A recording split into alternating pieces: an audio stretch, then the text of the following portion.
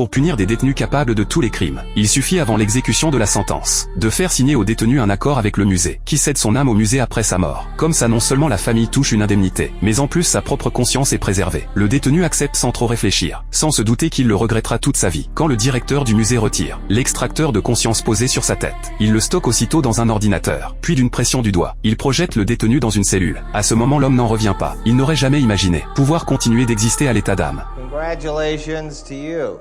You're in the afterlife.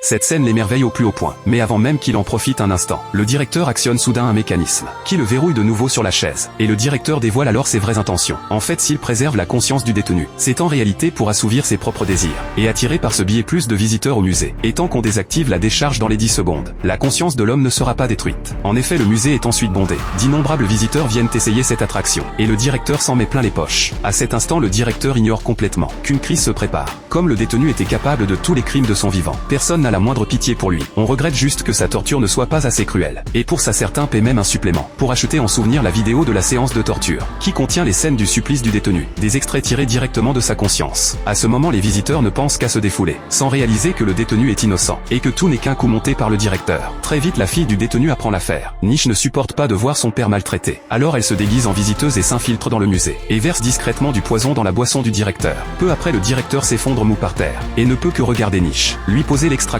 de conscience. Quand le directeur perçoit la vérité, il est déjà trop tard. Il n'a le temps de réagir en rien. Quand le directeur ouvre les yeux, il découvre qu'il est devenu un corps de conscience, enfermé dans un immense espace. Il supplie désespérément Niche de l'épargner, mais Niche reste de marbre du début à la fin. Après un dernier adieu à son père, elle branche résolument le courant, et à mesure que les 100 000 volts s'intensifient, la conscience du directeur plonge aussitôt dans le même supplice atroce. Très vite, la décharge dépasse le point critique, et les deux corps de conscience se dissipent en même temps. Puis la machine recrache un souvenir, justement l'image du directeur en train d'être torturé. Niche a bel et bien vengé son père. Elle sort du musée avec le souvenir, et l'accroche à son rétroviseur, pour contempler à tout instant le visage souffrant de son ennemi. Après en avoir fait le compte rendu au corps de conscience de sa mère, Niche démarre en trombe et s'en va, laissant derrière elle le musée dévoré par les flammes, enterrant à jamais cette technologie effroyable.